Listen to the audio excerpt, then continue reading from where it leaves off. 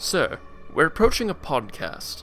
It's part of the Legion Academy collective called Dice Time. That's it. Bob Swaim and Ben Jetron are there. My lord, there are several Star Wars Legion podcasts. It could be any number. That is the one. Admiral, set your course for Dice Time.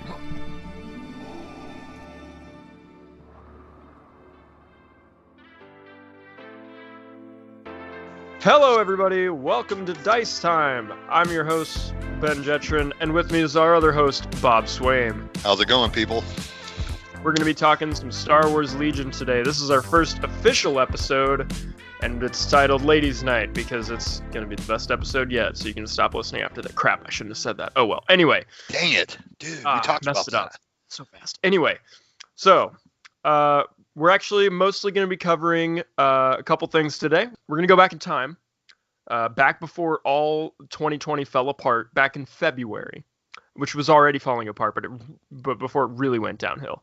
There was a Prime Championship in Muncie, Indiana, at Atomic Games, our favorite store, our home store, and who better to break it down with than the judge, and then me. I was one of the players.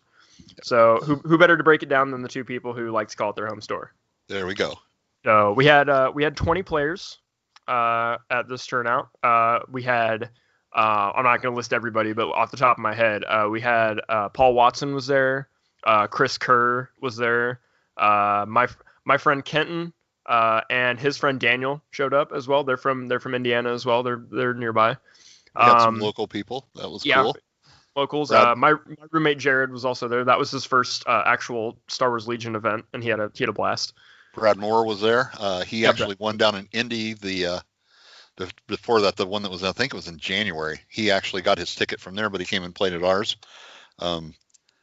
My almost new son-in-law, Shaughnessy Edmond, was there. It was his first big tournament. He had never really done anything. He did pretty okay for a newbie. He did pretty well. Got some experience. Mike Fultar was there.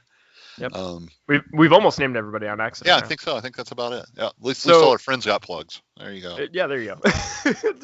hey, everyone there is my friend. Come on. Everybody's our friends. We love everybody equally. Ryan Bear was there. Sometimes. Okay, I can't think of anyone else off the top of my head. I don't want to spend too much time on that. Yes. But everybody there was awesome. I didn't have any complaints from anybody. Everyone there was really nice. I loved them all. I loved them all too. For anybody who was there, and I'm like, I don't remember who this Ben guy was. He was the one wearing the sunglasses the whole time, because that's his thing. And I was the one making fun of Ben for wearing his sunglasses. Yeah, and then Bob was the judge. And I was the judge. Bob, you were the judge. You ran the event. Points. That was your big thing. That was a battle cry. Points before you gave out points.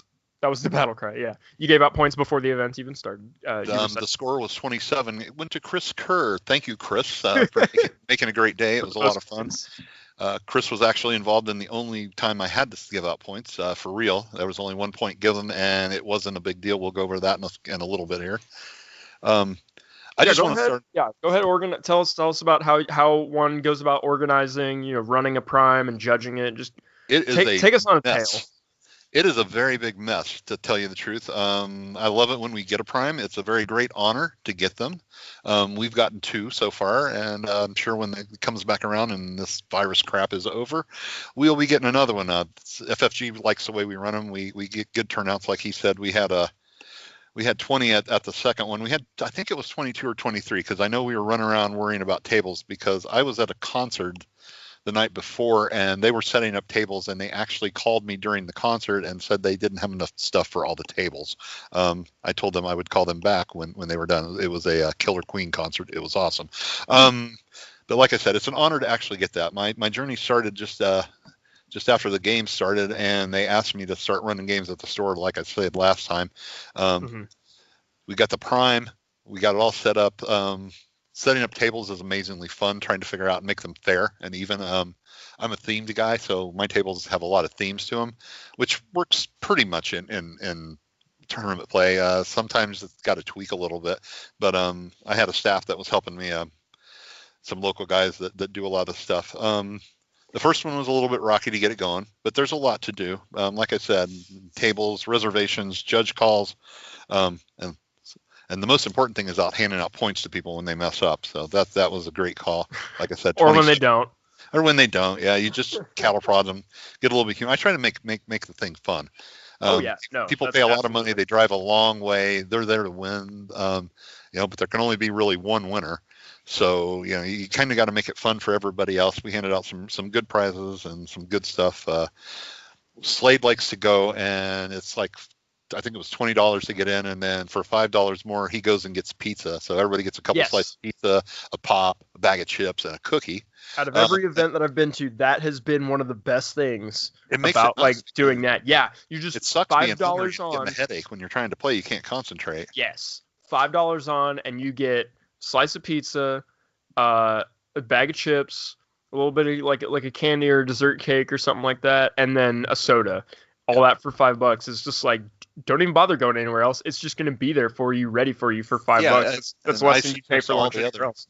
The other venues, man, that's the way to do it. I know they did that down in Indy when we went to a couple of X-Wing events down there, and it was absolutely just a godsend. We didn't have to leave the store.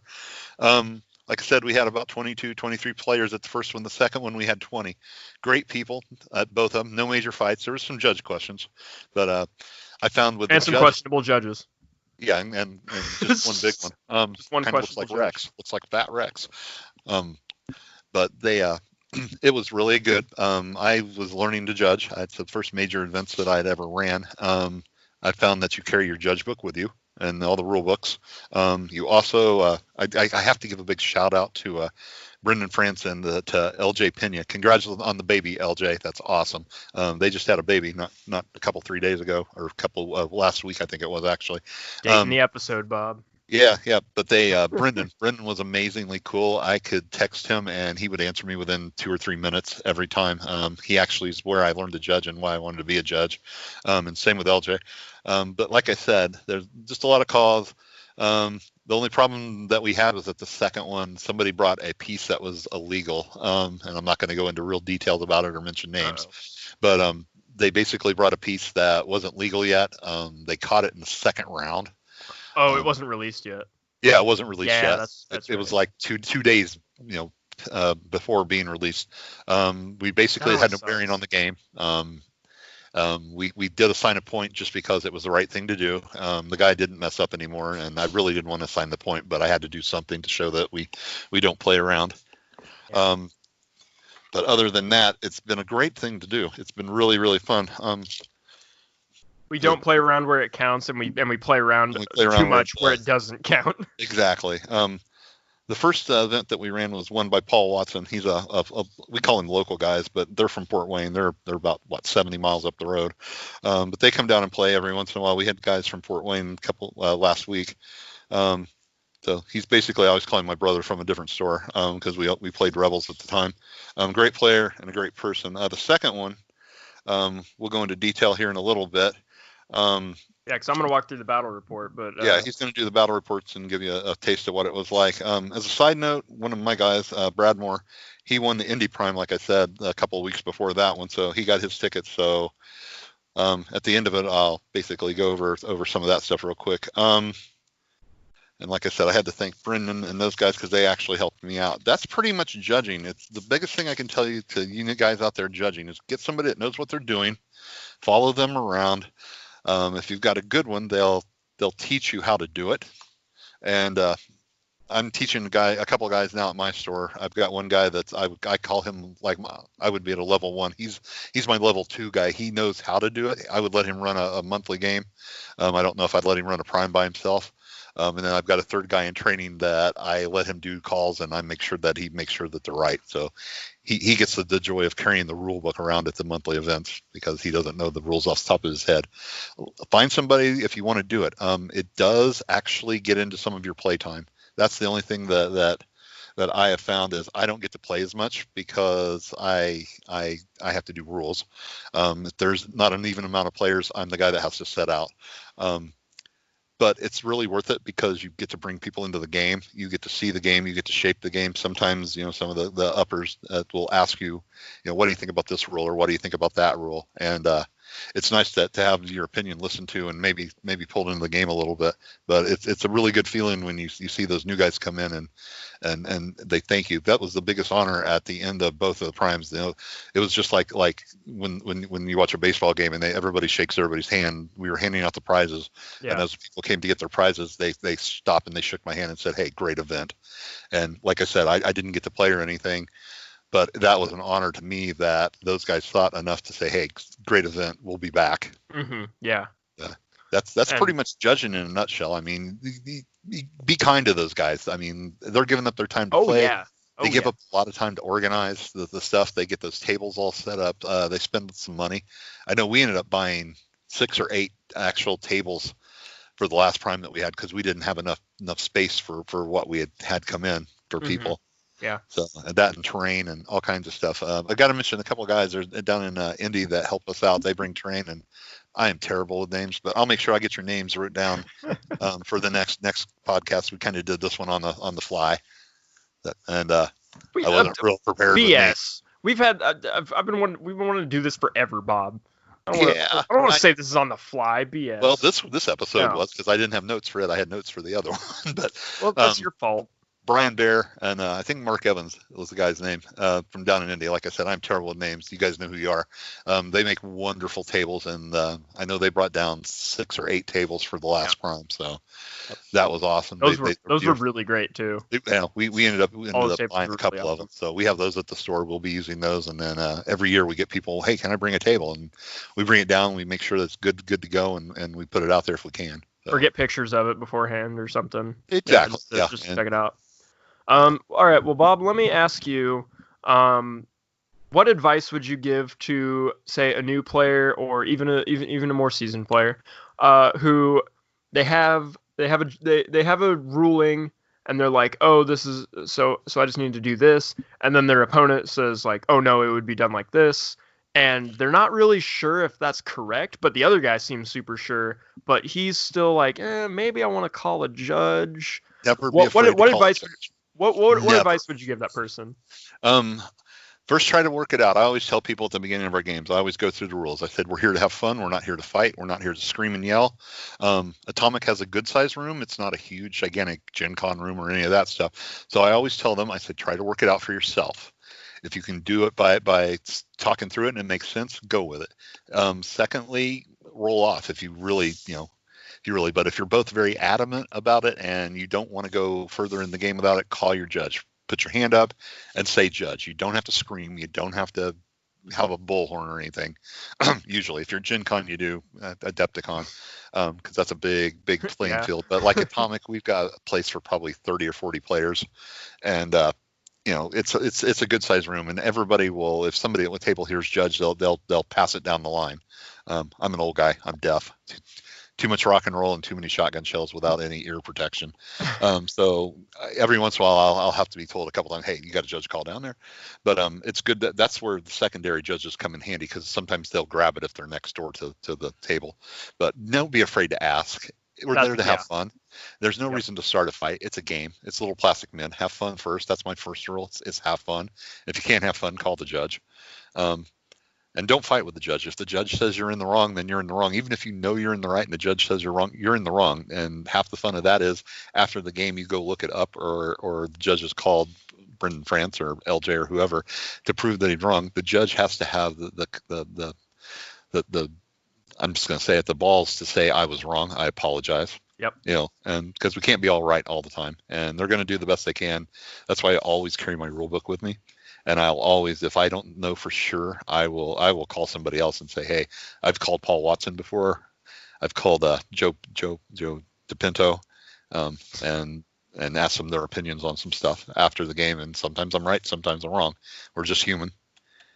Yeah, and that was my main thing. I was wanting to get across, because my main point about that is, like, I've had a lot of times where I'm like, do I want to call a judge? And like the number one reason why I'm telling myself maybe I don't want to is because I don't want to, because I feel like pressured by the other person, like the other person's going to roll their eyes if I call a judge. No, don't let that be a deterrent for you. No.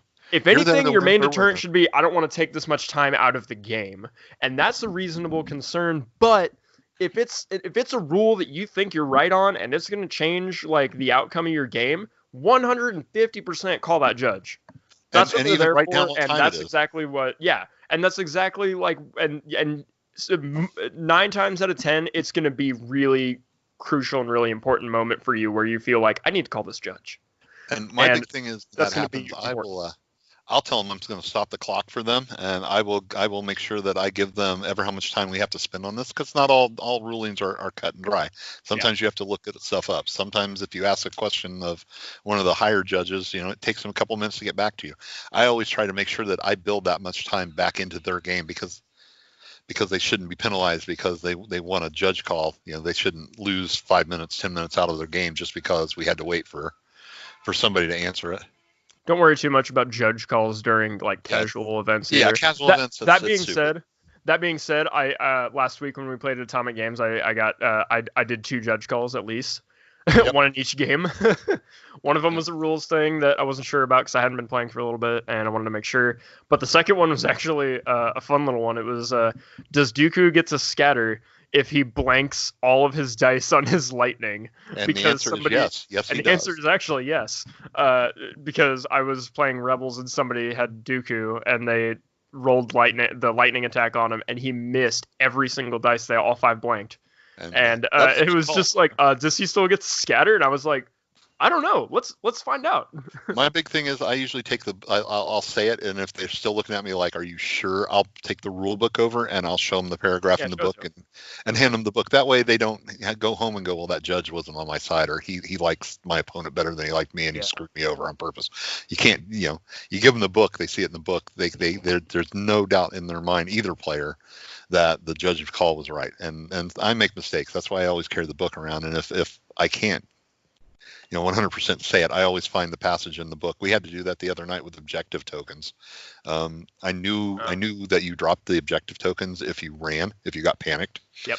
But my opponent was like, I don't think so. And I'm like, let's look it up in the book. I looked it up. A lot of these lessons you find out the hard way too. I found that one out the hard way at Gen Con one year. Yep. And I was like, I can't find it. So I hit the group. We kind of have a judges group chat.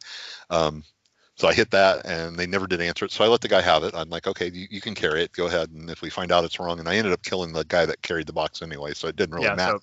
And at the end, it worked out perfectly fine that the ruling was in there, and they gave me a page number. I showed the guy the page number and where it was, and everything was good. So yep. You just got to be able to give, especially at a fun game or a monthly game. At Primes, it's a little bit more. It's a more higher level of play. I mean, it even says that in the rule book. They have their own rule book for Primes and stuff like that. So, but don't be afraid to ask. That's the big thing. You're not going to look stupid. Nobody's going to call you stupid. And if they are, they're going to get points and kicked out the door. So yeah, there you go. Exactly.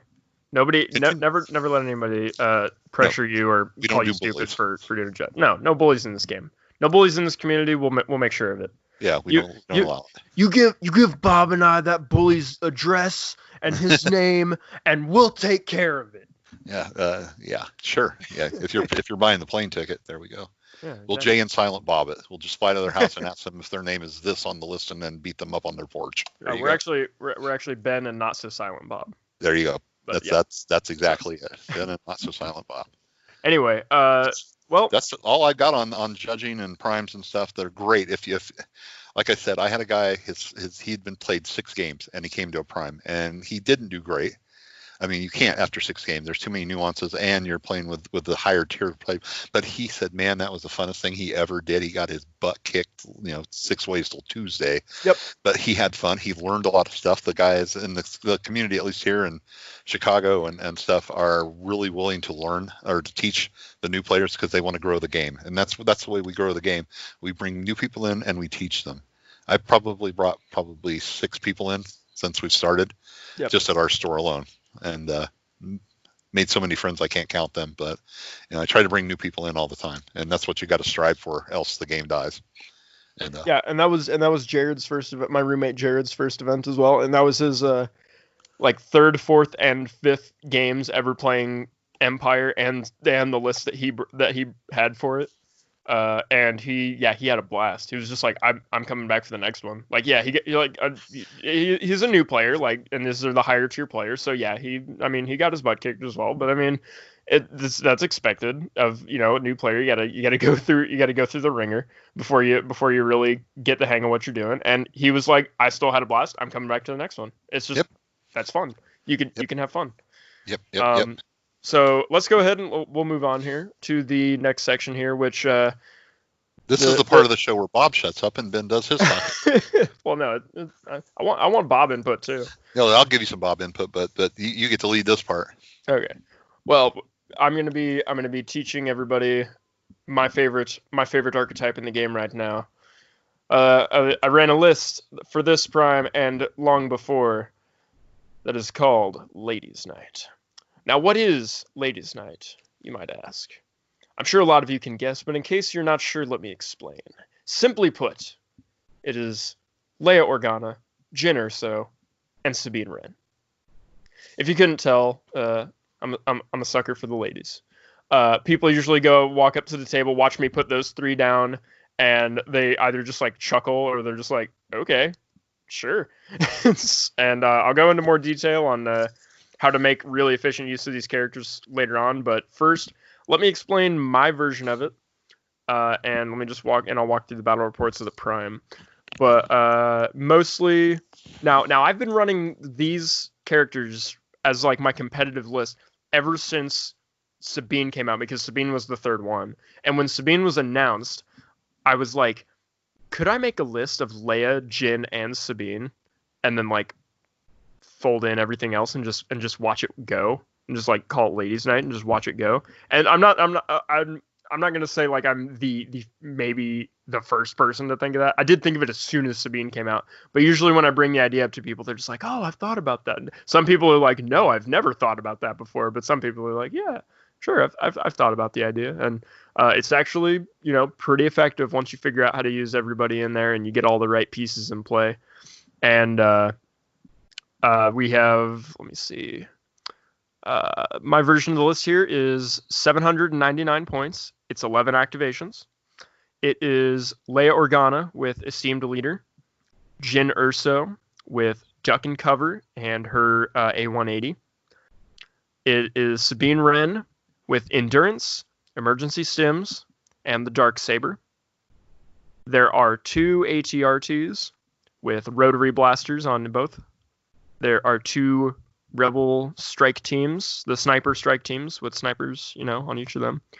And then there are 4 core Rebel troopers. 2 of them have the R5 astromech droids. And as far as the command cards, I brought Explosions, Coordinated Bombardment, Symbol of Rebellion, No Time for Sorrows, Legacy of Mandalore, Complete the Mission, and Standing Orders, obviously. And then I could go into the whole the other cards, the deck cards I brought into that. But we'll go into that like when I'm talking more about the archetype as a whole, and I'll go more into the command cards and all that stuff as well. So let me go through the battle reports here, because boy, this day was fun. This was a great day. And I haven't said where I've ended up yet. So if you went and you already know where I ended up, then good job. Otherwise, we'll just sit back and we'll enjoy the story. It's a good story. It's a good story. I like to think so.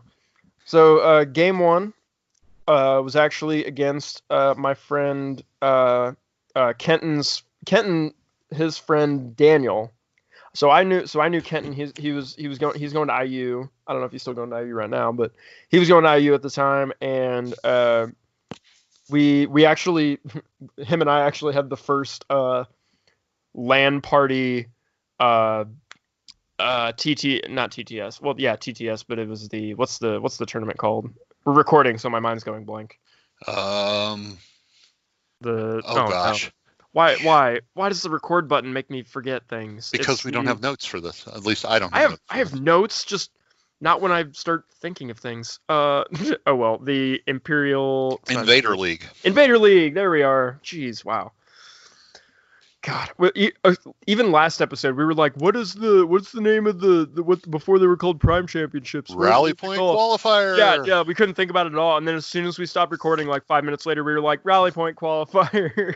That's how it works. So there you go. Anyway, but him and I had the first LAN party match in Invader League because we were put on the same team, and then we found out we were from the exact same town in Bloomington. So we were just like, you want to just get together and like do our match like in person? And he was like, sure. And I asked LJ, and he was just like, no, I don't think anyone's done that before, but that's awesome, man. Anyway, so I played. So he brought his friend Daniel.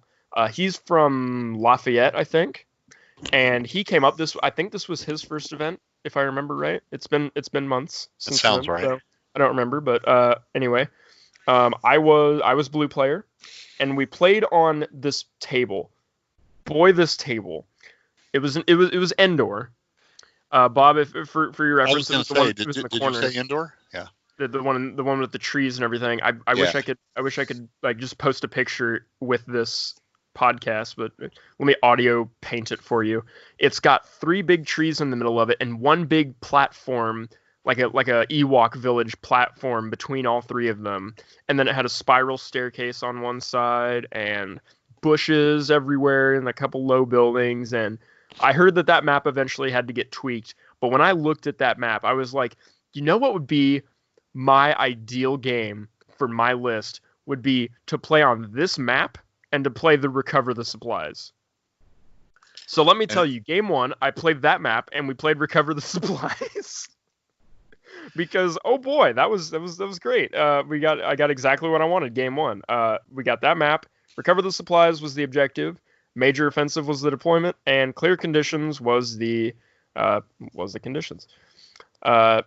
So I love playing Recover the Supplies with this list, and I'll go into more of that why. But I'm really risky and really really bad about what I do with Jin. I put her right on that center box. But in this map, the way that map was set up, the box went on the ground. You know, we weren't going to be like, oh, it has to go up on the platform because I think it actually.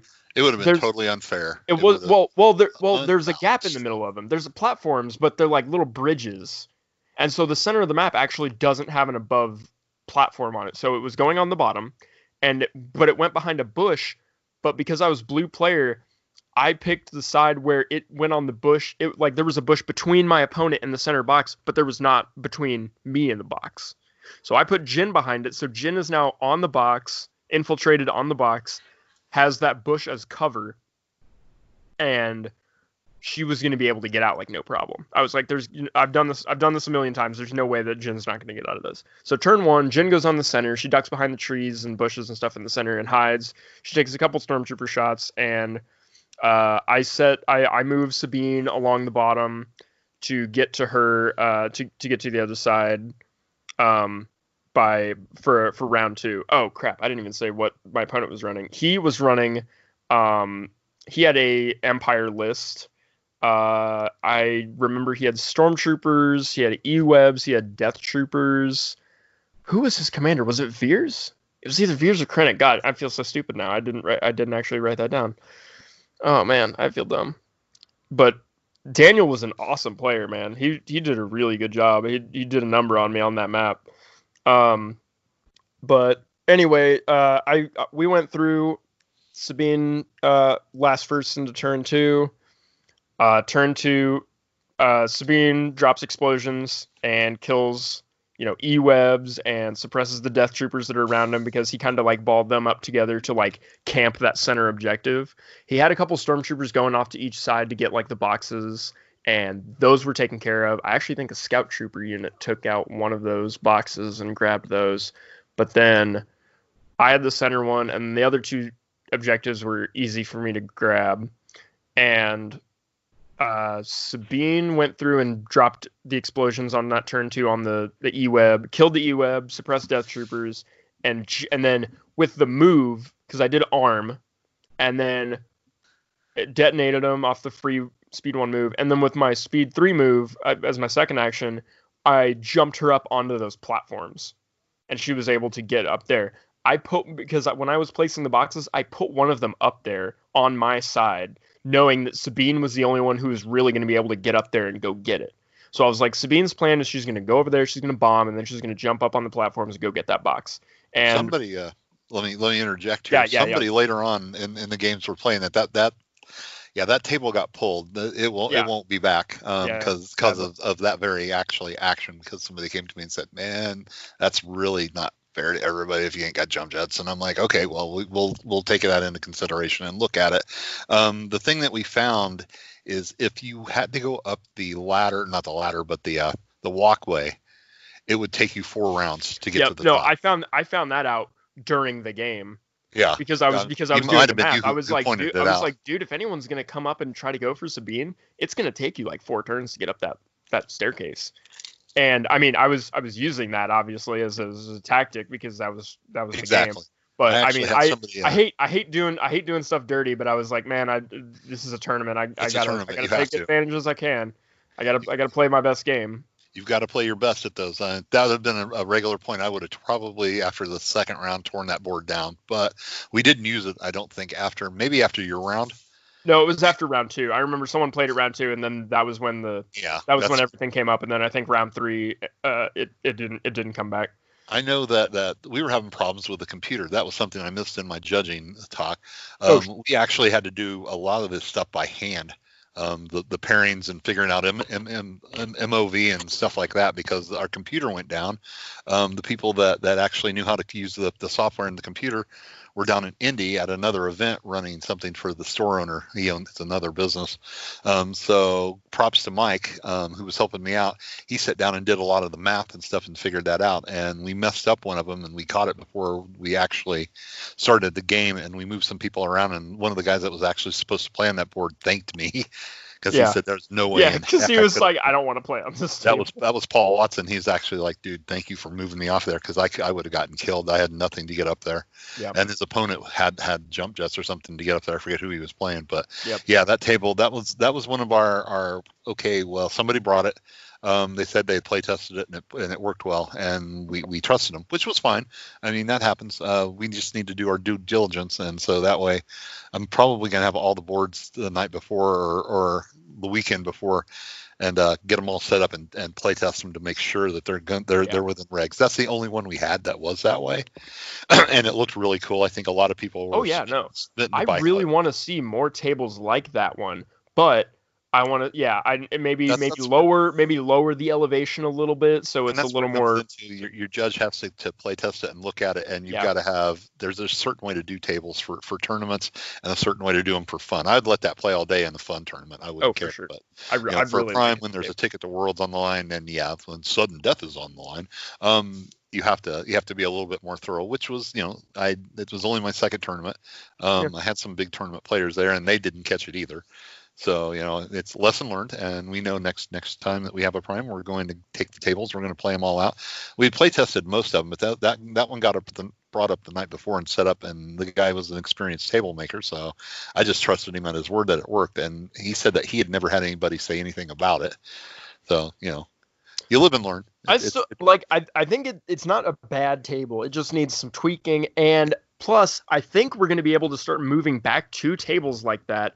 Because of how they're doing stuff like the ascension cables and all that sort of stuff. They're starting to try and implement mechanics into the game to promote having height and pretty tables. And having I'm tired of flat tables, ledges and stuff to get up to. Yeah, I think it's good. Those ascension cables are going to be monsters. Those cards are going to be worth some money. Again, more reason to get jump and jetpacks on your dudes when you can. I love it. Exactly. Jetpacks. So anyway, Sorry about that. Yeah, you're fine. Anyway, I mean, there's not too much story left because, like I said, it was kind of like the map was kind of the exact perfect storm of what I wanted. Jin's able to run away with the box. Sabine double moves to the box that was up there. Troopers have my last box in the game, and I'm able to start running away, and by turn 4, I start moving further away, and he conceded. So we were able to just ramp that game up a little early. Because that's his first free one, and that's his only free one because he had to work really hard to get the rest one. Just kidding. Yeah, there you go. So I was 1-0 going at the end of round 1. Again, Daniel played an awesome game. I just think the map was a little unfair against him. It was totally unfair. It was kind of exactly what I wanted. I was like, wow, this would be really awesome with Recover the Supplies, and then we were able to actually play it. It just ended up that way after our turn 0. I was just like, well, this is gonna be a. I feel a little dirty because I'm gonna put this up here and I'm gonna get this, and that's just kind of how it went. But it was a good game. Now I'm gonna look like a jerk now, Bob. Just so everyone knows, I'm a jerk. I'm the worst player ever, and I'm a bad guy. It's awesome. I love it. Anyway, no. So all right, we'll go into game 2 here. So game two. Ding, ding, ding. Game 2. This is the part where I'm gonna feel even worse though because I don't remember the player's name and I feel really bad. I don't either. I meant to be taking those down when I was taking notes, but he was also really good. He was really good. He was. I think he said that he was like playing Legion for like a couple months, like 2 or 3 months before that event, and this was like his first event or his second event. I think it was his second event, if I remember right. But he was telling people you're beating up newbies, okay? No. Anyway, I was the red player on this one. He was also playing Rebels. This was a Scarif map that I think. Did Brian bring this map in? Yeah, Brian brought that map. Yeah, that was a really neat map too. It was pretty. It had some pretty. It had really good hills and stuff on there that were like really easy to like get up and down, and it made for some really neat elevation. And I think there was a crash ship in the middle of it. I think so, yeah. And it had kind of like in Rogue One, like the little like platforms where you could like stand on, and then it would like take you down an elevator chute, like a horizontal elevator chute down to the main base. Like one of those was like on one of the edges of the maps, and like everything looked really cool. So we played Sabotage the Moisture Evaporators, we played Long March, and we had Limited Visibility. So he brought a rebel list. He brought, I want to say, Leia and Sabine is what he brought. I know he had Sabine. Sabine. Familiar. Yeah. I think he had Leia. I'm so stupid for not like remembering everyone's list exactly and like taking note of it and writing it down. My excuse is there was 20 players there, so sorry. My excuse was we did this like a long time ago, 4 months ago now, and I'm like trying to remember everything exactly with the notes that I did write plus my memory. All the battle reports in the future will be much better than this one promises. I know he brought Leia, I think he brought Leia. I know he brought Sabine, and I know that he had Tauntauns because those Tauntauns messed me up. Now those were pre-nerf Tauntauns, so they were bad. Just they pre-nerf. Were bad that was butts. the thing. It was just pre-nerf. Because I remember that I believe the nerf came out like almost immediately after the prime, and I was like, man, that would have helped me a little bit. Anyway, turn 1, limited viz. Everyone just moves up.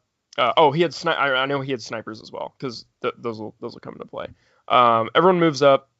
I do standbys. Tauntauns stay just outside of those standbys because they just sprint up and then he just stops them right outside my standby range and just stays there. And I'm like, okay, all right. But I basically just moved everybody up and just started. I was like, I'll get into this once we don't have limited viz anymore. So turn 2, we're both at this weird standoff between ACRTs and Tauntauns that are just like waiting to see. The way that we did orders, we weren't able to give orders I wasn't able to give orders to my ATRT because of the card I played, and he wasn't able to give orders to his Tauntauns because of the card he played. And we were both like, oh no, who's going to pull theirs first? So we started just pulling from the bag. We were like, oh, who's going to get it? And I end up getting my light support first, and I move my ATRT back so he can't get to it in one move, and then I shoot him. So I back up a little bit, and then I shot him and did some damage. He moves his Tauntauns up, and we started weakening each other's lines a little bit. His Sabine moves up toward near the center board, and I think my Jin died on round 2 as well from like some crazy combination of units that just mobbed Jin, and I was like, well, oh well, because it's Vaps. I usually deploy her like straight on one of my Vaps, and I'm just like, yeah, just stay there, you're fine. And then I think she ended up dying there, sadly. But so turn 3, both of our Sabines are kind of near the center of the board, and we both end up playing explosions. And Sadly, he wins the quick draw on this one. He goes first, but he placed the bombs in such a way that my Sabine couldn't actually see them, which is important. You need to know that when you're placing those bombs down, that the figures that you're targeting can see the token bomb. It doesn't just have to be at range 1. They have to be able to see the bomb. You got to have line of sight on it because Gotta have line of sight on those can't bombs. see you. Yeah. And again, this is where I'm going to look like a jerk. In a casual game, I'll absolutely stop you 100% and teach you how to beat me. And be like, hey, this is how the rules work. Hey, you need to be able to do this. Hey, go back and try it this way to do it that way. But during a tournament game, I'm like, you got to know this.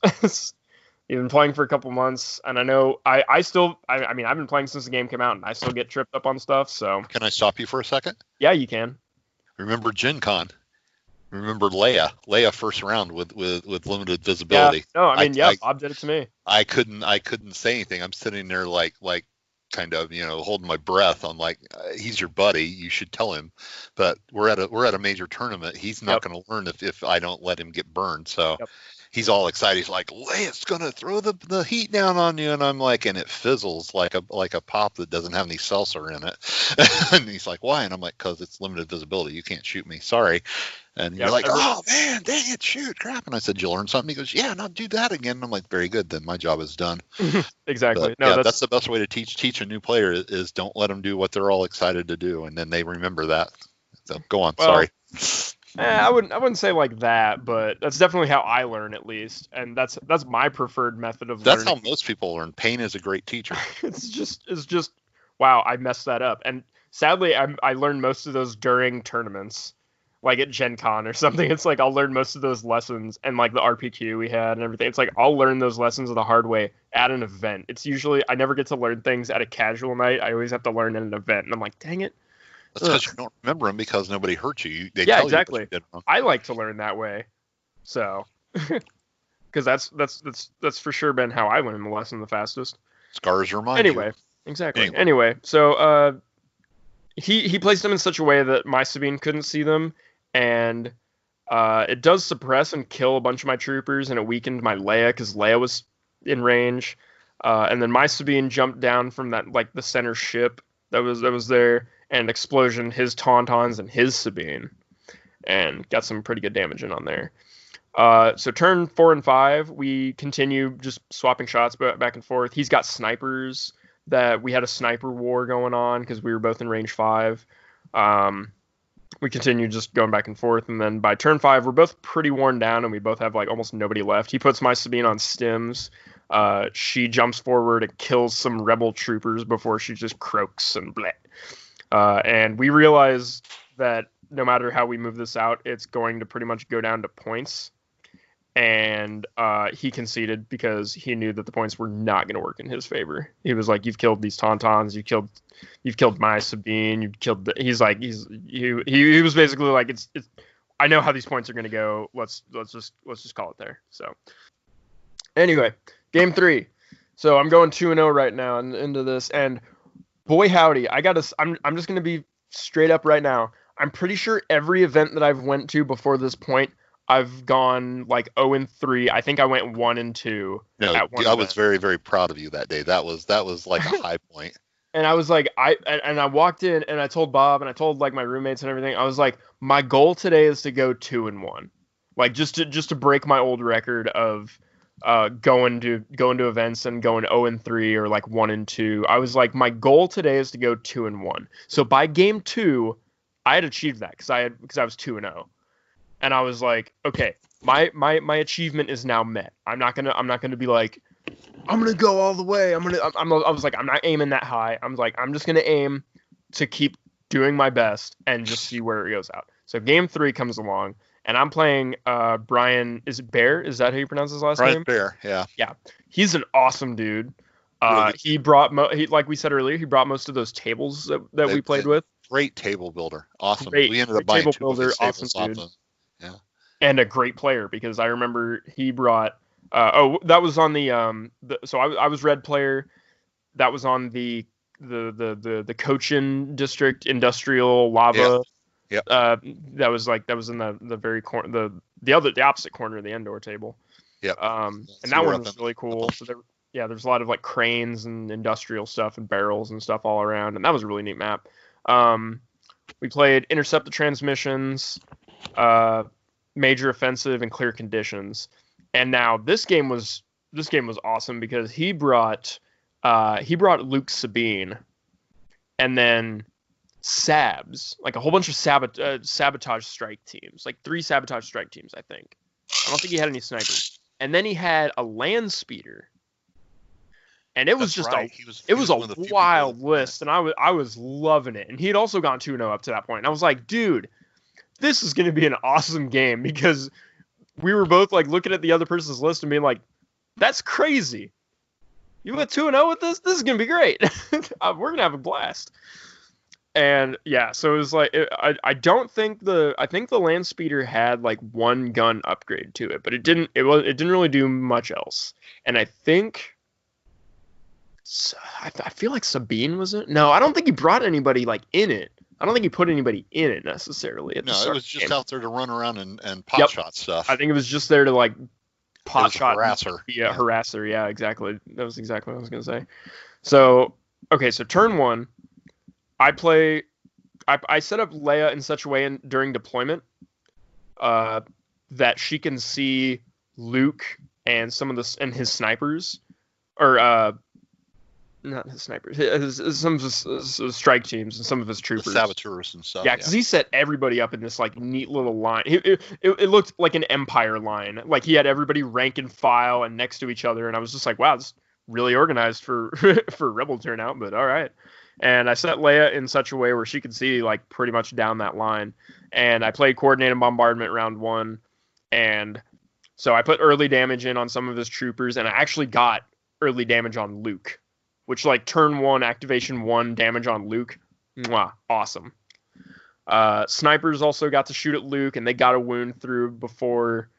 So he had a total of 3 wounds on him before he activated on round 1, which was a killer. That was awesome. Getting 3 wounds in on him before anything else. And this was Commander Luke, because I don't think Op Luke was legal yet before that point. I don't think there was a big controversy because everybody wanted to play it, and it was like 1 or 2 days out of being legal, and everybody's like, well, can we play it anyway? And I'm like, no. If it was an OP, yeah, but no, not at this. This has to be official. Yep. So what he does is he runs to the middle. Luke runs to the middle behind line of sight blocking terrain, and he just kind of like sits there for a little bit.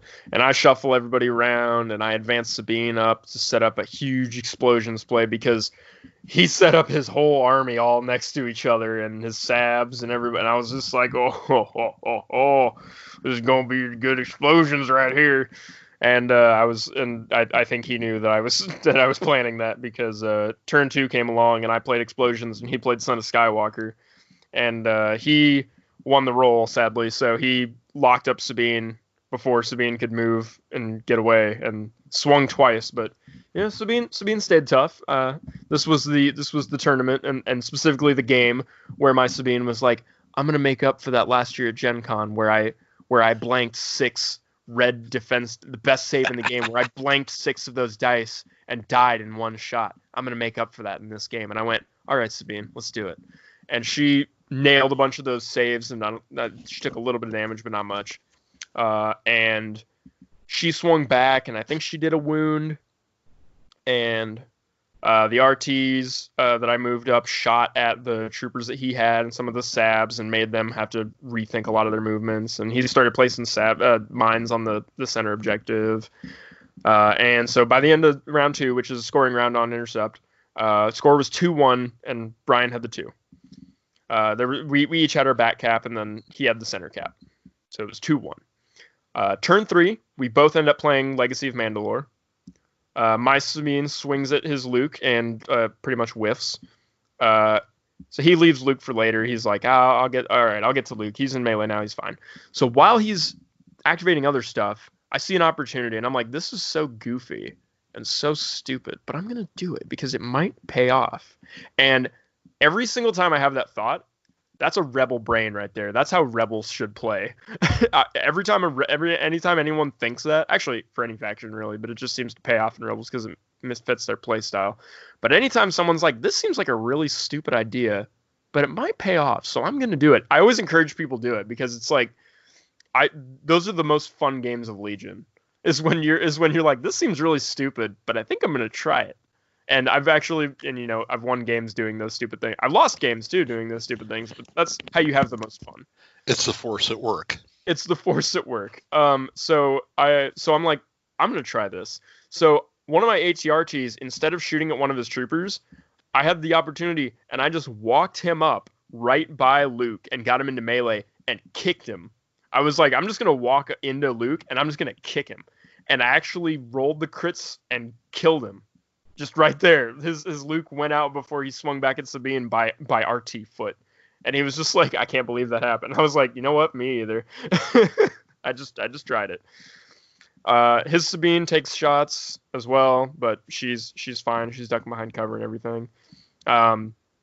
His land speeder is by this point rolling through my back line, and he's just eating my snipers and my troopers, and I'm like, oh man. I didn't put any resources on taking care of that land speeder. I think some of my back troopers were just taking pot shots at it and not really doing anything. I eventually was like, I think by turn 4, I was just like, this land speeder is just gonna live through the whole game. Yeah, I was like, I don't know that it's gonna do enough damage to really put me out. It might have just been a naked land speeder, or had a very minimum gun attachment to it, because I remember it wasn't really doing that much damage to my guys. It was eating like my guys when there was no cover, but I was like, unless you really dedicate yourself, by the time you get to my back line, you're really not doing me too much damage. Like, you're gonna take out my sniper, sure, but maybe one of my naked squads, but like that's it. I think it was turn 4. I think he had explosions on that round. And he did a ton on my troopers, and even like managed to damage his own land speeder a little bit, but he didn't kill everyone. His land speeder tries to kill one of my back cap units, but blanks out. I know turn 4, my Sabine leapt up on the center objective, which is this huge round, like 2 height crane industrial thing that was like right in the middle. And I know she stood up there, and then she took a lot of shots from his dude. But again, this was the game where Sabine was like, no, man, you've got it. You're going to do it. RTs don't count for transmissions, but the score becomes 4-2. Brian still has the lead. Turn 5, movement. All the ladies move in on the center objective. His Sabine's dead. His Sabine gets killed because like Leia and Jin and everyone starts teaming up, and they take out Sabine. And they start picking off unit leaders and stuff, and working together. My Sabine hops down on his side of the center objective and gunslingers and kills some unit leaders, and I start clearing off a lot of dudes. And then turn 6, more unit leaders die, and I see a possible huge move I could do with Sabine. And I decide to save her for last to try to minimize any sort of counterplay. So I'm like, So the ladies and the RTs finish off most of the troopers in the middle, and they secure that center objective. So I'm gonna have the center objective and the side objective, which is gonna tie us, because he's gonna have his back cap. I'm gonna have the middle. I'm gonna have the other one, and at the end of the game, that it's worth 2 points each. So I'm like, okay, we need to. I was like, I want to avoid tying on this and going to points, because I might lose. I might win, but but I might lose possibly. But I didn't want to go to points. I was like, I remember it was like, I'm almost sure I'm going to win on points, but I don't want to risk it just in case. So I see a move I could do with Sabine. I'm like, I could get her down I got her down off the center thing in turn 5, but I was like, I could double move her and get her into the back cap, into his back cap, and deny it to him, because he only had 1 unit on it. And so I have enough people. I let it all play out, and I pull the play. Sabine double moves and contests his back objectives, and it works without a hitch, denies him the back objective, and I claim the other 2, and the final score is 4-6, and I win without having to go to points. And man, that game I was sweating that whole game. That was one of the best games of Legion that I had played in an event, like, period, hands down. That was a really awesome game. So if you're for those of you keeping track at home, I went 3-0, and I think we had a couple people go 3-0, but then with strength of schedule, I ended up going to the top table with Brad. Yep, you were playing Brad. Brad already had his invite, and we were both exhausted. And and I was like, while we were sitting there doing strength of schedule, I was just sitting there like, oh my god, I went 3-0, like that. I didn't expect to do that at all. I brought ladies' night. I was just, I'm good with it, sure, but like I didn't expect to win 3 games with it. Like I remember it was 8:30. I was like, okay, well, we're gonna be here till 10:30, 11 o'clock again. This is fun. Where's that extra pizza? I sat there and I was just like, wow, like I have no idea. And then I was like, I don't even know. I'm gonna go to the final table. Like I didn't even plan for that today. Like what the heck? Or like maybe I'm gonna go to the final table. I was like, I don't even know, because like 4 of us got like 3-0, I think, or 3 or 4 of us. And I remember Chris was also like, Chris went 3-0, and we were tallying up who all was gonna go, and we tallied it up, and you were like, it's gonna be Ben and Brad. And I was like, oh my god, I'm going to be playing on the final table. Like it was like every time I advanced a little bit further in the event, I kept going like, this isn't happening. Like no way. This is not what I expected to do today. What the heck? And then I was like, well, I have a track record with Brad. I've never beat Brad in a game. Like, ever. That's his nemesis. Not casual, not event, nothing. I play him in every event somehow. I always get paired up with him in every event. That's because I set it up that way. But no, even at Gen Con. I know. Both years, I set it up there too. Gen Con, I ended up playing him as well, like round 2, both times. And I was like, okay. So I was like, I'm going to play Brad. I was like, I'm going to lose this game, but I'm going to get the invite passed down. No matter what, no matter how this game goes, I'm going to get the invite because Brad already has his. And then Brad walked up to me and he was just like, hey, made it to the final table. And I was just like, yeah, I did. And I was like clearly exhausted and sweating and like freaking out because I didn't even think that I was going to get there today. And I was just like, yeah, I did. Yeah. You did too, man. That's awesome. Like, great job. And he's just like, yeah. Anyway, I concede. Congrats on your victory. And I was just like, oh my God, man. And that's exactly how they said it, because Brad is the most laid back cat you'll ever meet. He's just, yep, that's cool. That's really cool. He sounded excited today. I actually talked to him about some stuff today. I called him on a couple of things, and he's just laid back. He sounded excited though, because he's not going to make it to our OP for next month because he's going on vacation. He seemed really excited. So it's more, yeah, I'm getting to go on vacation, and then it's like, okay, that's excited as he gets. He just doesn't. I mean, I would have loved to have been there when he got his ticket to Worlds, because you could just see him going, yeah, this is cool, this is awesome, and just walking away from it. It's like, because he doesn't get excited. You know, he's in a really good mood. We've been friends for 2 or 3 years, and I've maybe seen him really smile like twice, maybe 3 times. And actually, when he told you he conceded, the look on your face, I looked over at him and he was smiling. So he was. He could pass it down to somebody, because that made 2 people from my store that had gotten tickets. Yep. And then Paul Watson had got one the year before, so really 3 people, 1 from my area and 2 that had got the tickets. So I was very proud of you guys. It was cool. It was cool to send it. I was mad I didn't go and get me one, but man, that was like such a moment too. I was just like, Brad, I love you. You're great now. I always used to have like a little rivalry with Brad. I was like, man, I never beat Brad. Why don't I need to beat Brad in a game? And then like, if I could get him Brad at the same table, and then like.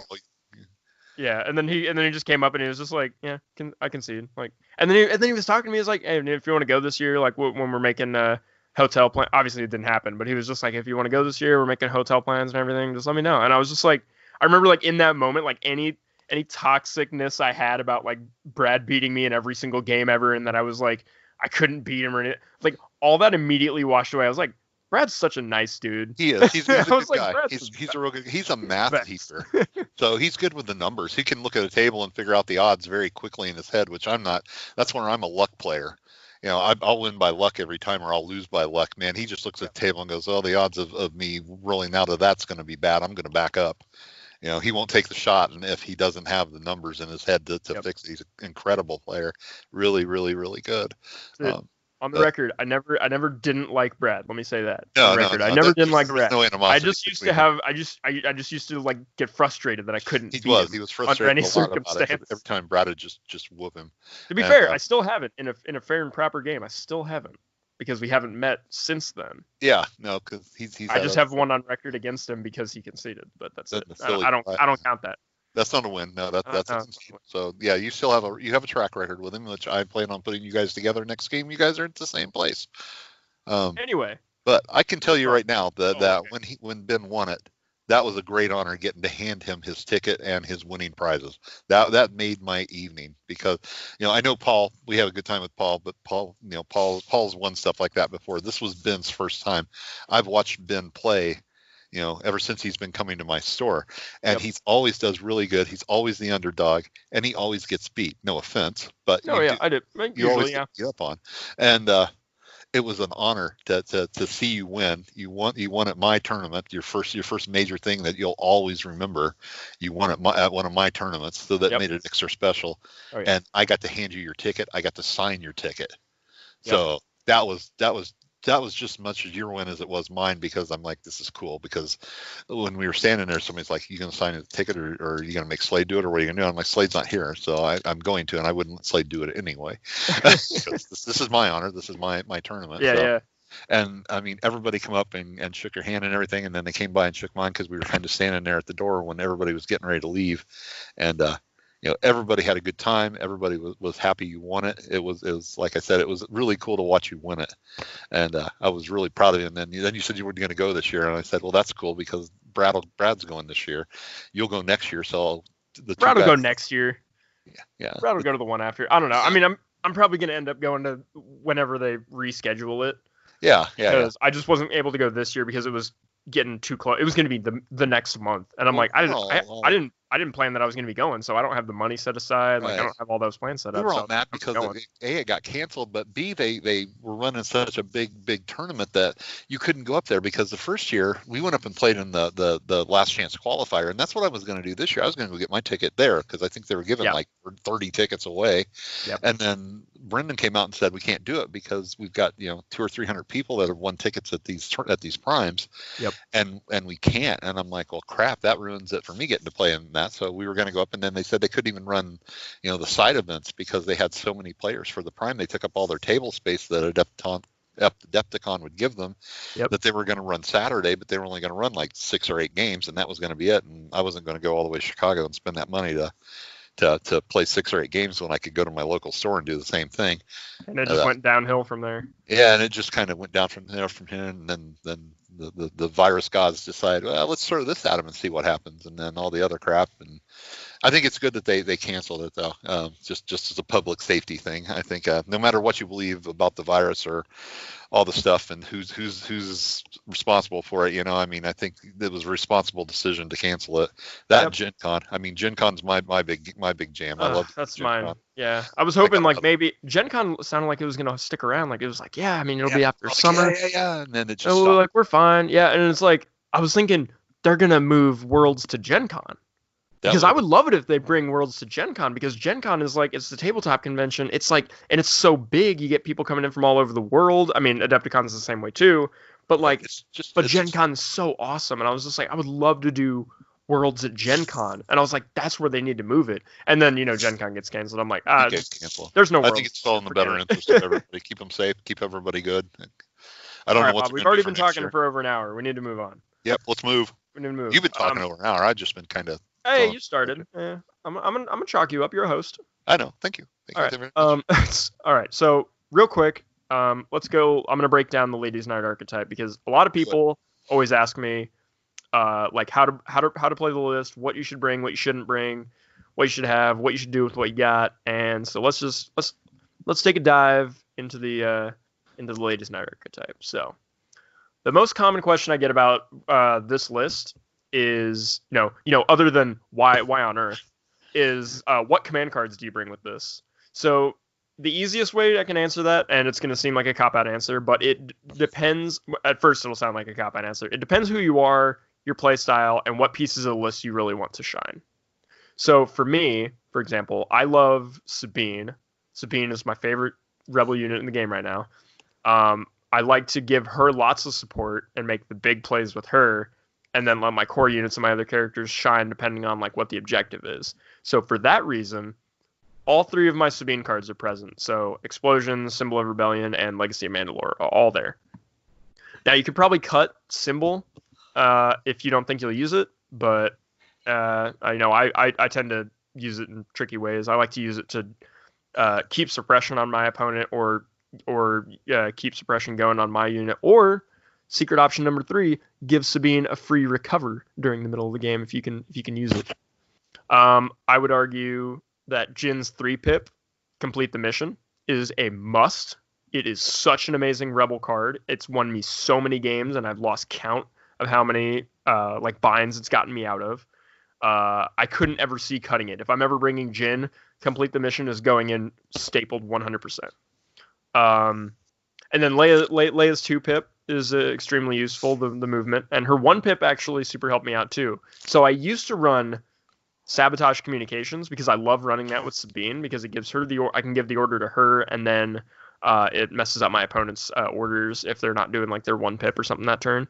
But actually, like a couple nights before the event, Bob suggested he was like take out Sabotage and put in Coordinated Bombardment, and I am super glad he did, because it killed those snipers and did the damage on Luke right away in my 3rd game.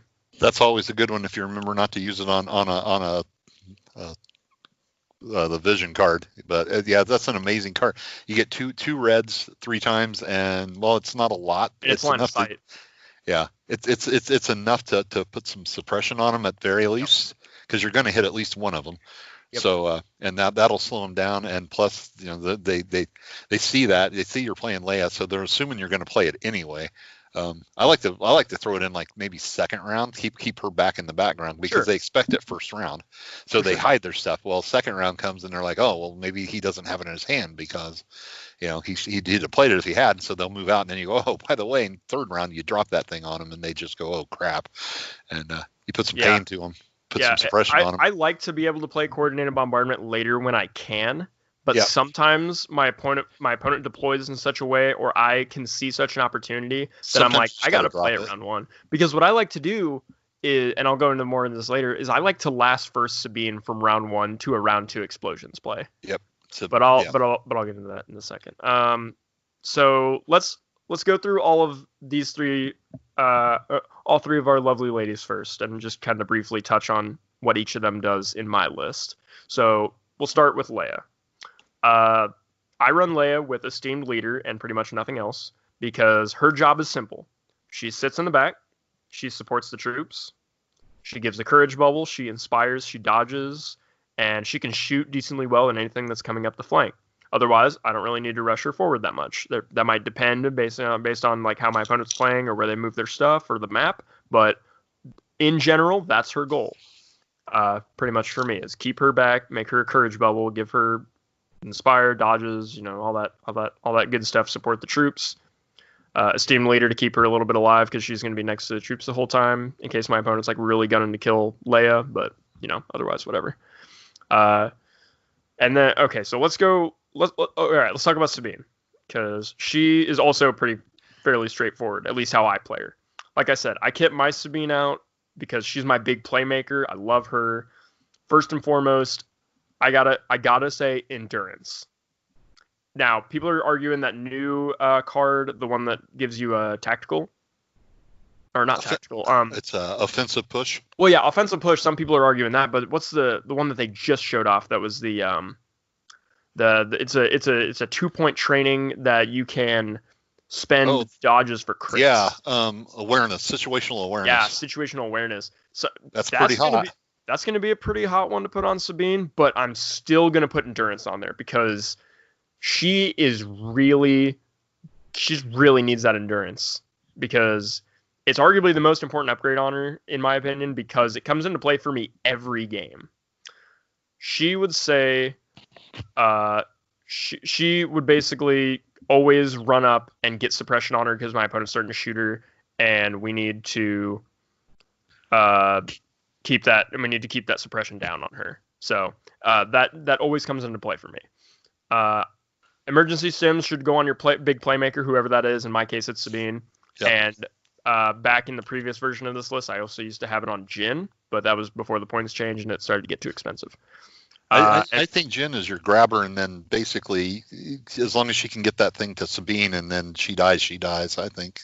Yeah, sometimes that's usually how I'll do like intercept. Yep. Finally, the Dark Saber is really important for, believe it or not, mostly I have it for defense plays.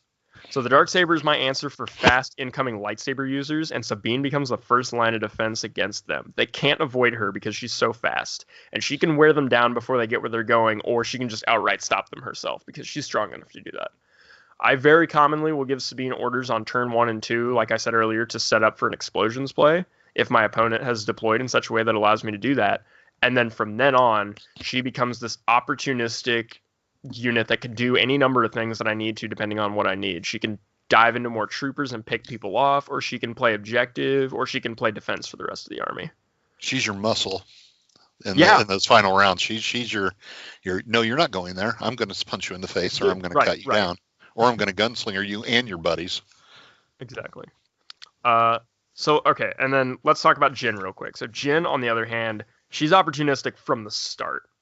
So she's really flexible in what she can do, and she offers so many good things depending on what I still need.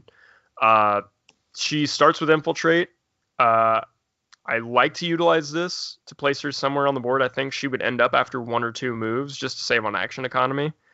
Okay, I'm going to be the biggest hypocrite in the world to say this. I don't recommend putting Jin in the middle of the board or someplace where she's just going to get screwed.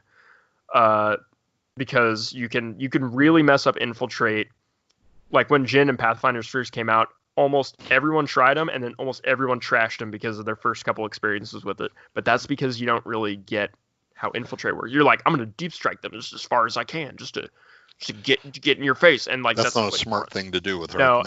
Infiltrate is best used for like putting them where you would put them after like 1 or 2 move actions, just to save on that action economy, and then you can use like quick thinking and just fire and stuff. I think honestly the best thing I ever seen you do with her is you had a box on top of a building. You put her on top of the building.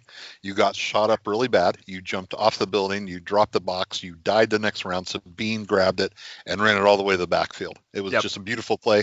She served her purpose. She did like she did in the movie. She did her job. She got got the information to where it needed to go, and then she died. And it was absolutely beautiful because no one could keep up with you. You hid behind the buildings with her and just basically put your ATRTs up there. And I mean, everybody else did their job. Leia dropped bombs on people's heads in the second round. And it was amazing to see that work. And I actually use that tactic when I run my version of it, of putting her out there and they go, oh, we're going to blow her away. You know, and yeah, you're going to blow her away, but you're not seeing the big picture. But everyone else is going to win me the day. Yeah. I'll sell her off to win. Yeah. Which is sadly kind of how I play her on those objectives, is I'm just like, all right, I'm going to put you here assuming that you're going to, like, maybe you'll make it through round 1, but I'm going to assume you dead after round 1. And then if you live longer, awesome. I'll work with that. She makes a good to get the thing out there and then basically just use her as a target shooter and pop people because you start shooting people with it. They notice her, then they're going to put bullets in her or blasts into her, and they're going to ignore the rest of your backfield playing, and that's when you make your move with those guys and just let her perish. I mean, it's sad, but you know that's what her job is. Let them do their job. So that's just like Kenobi said, that they're doing their job so we can do ours. Yep, basically. And yeah, that's so in a nutshell, that's my recommendation for Infiltrate, at least, is it's on Recover the Supplies or VAPS. I'm pretty much always putting her on some kind of objective. I shouldn't, but I do. It's more terrain dependent, like you were talking about, like with the building and like what I was talking about game 1 with the bushes and stuff. If there's a good spot she can do her job and then quickly duck and hide to, totally worth it every time. And then that paired with her main upgrade that I give her, duck and cover.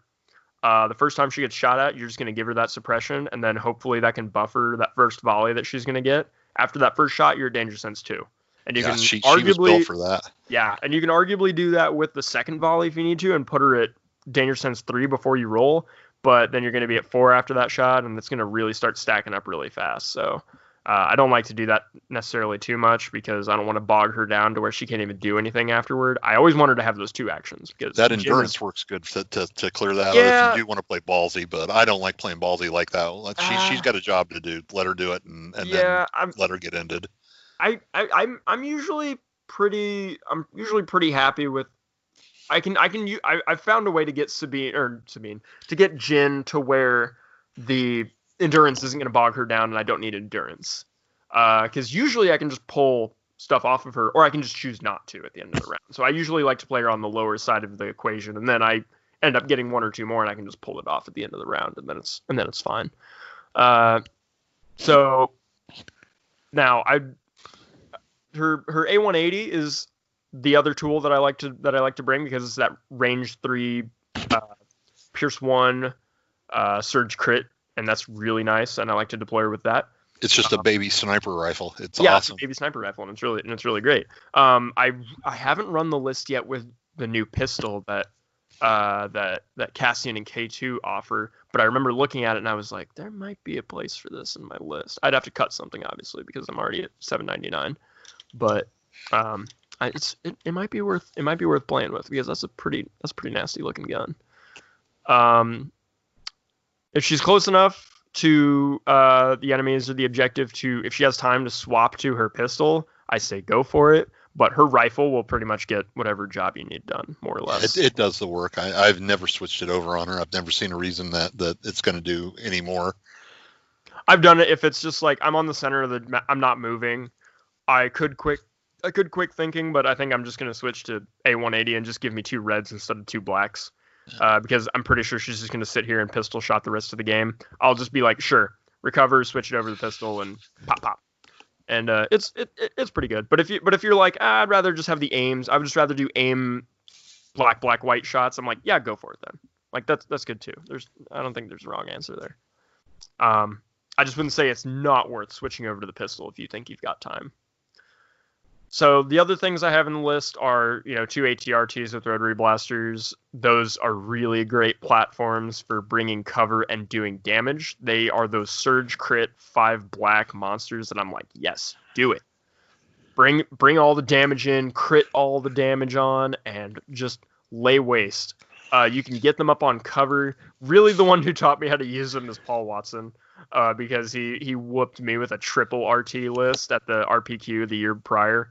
And ever since that game, I was like, I'm never underestimating ATRTs again. It's amazing to see them standing on top of a building going, how in the hell did that thing get up there? And then all you hear is that, and then it just unloads. And I can see you behind your small barricade because I'm a huge walker up on a building. Yeah, it's beautiful. It's absolutely beautiful. Great tactic. So that's also like Sabine and the 2 RTs are kind of my like, did you bring tanks? That's my defense. Because you got like the Dark Saber and you got 2 crit gun platforms that are armored. It's like, okay, this is my anti-vehicle, anti-Jedi defense. Like I need crits. Those are my answers. You got your 2 snipers, pretty standard for getting rid of or for like picking off unit leaders and stuff. And then to go with the 2 RTs, I have the 4 Rebel Core units. 2 of them are just 2 of them are just naked. They're like, back cap objective holders, whatever. But 2 of them have the astromechs. So what I like to do is I like to run the 2 ATRTs wherever I need to run them, like down some lanes, and then I like to keep 1 squad of the astromech rebels right behind them. So they move together in tandem. The RTs will move up, and then they'll move up behind them, and they'll keep them healed. And usually my opponents, it really makes my opponents either have to commit to putting everything into my RTs or just give up on them.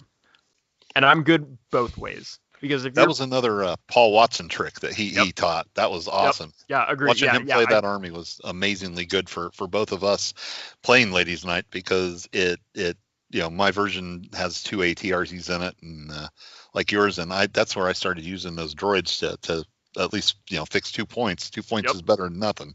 Absolutely. And, it was very good to get that learning experience in the hard way because then I picked it up. I was like, I can do that.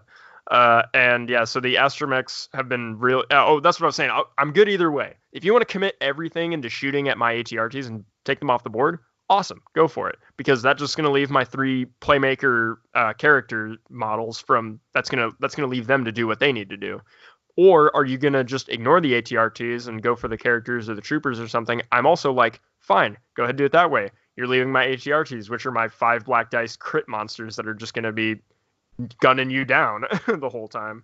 So, it's effective either way, because both you got to focus on one of those 2 things, and whatever you don't focus on is good enough to bite you in the butt.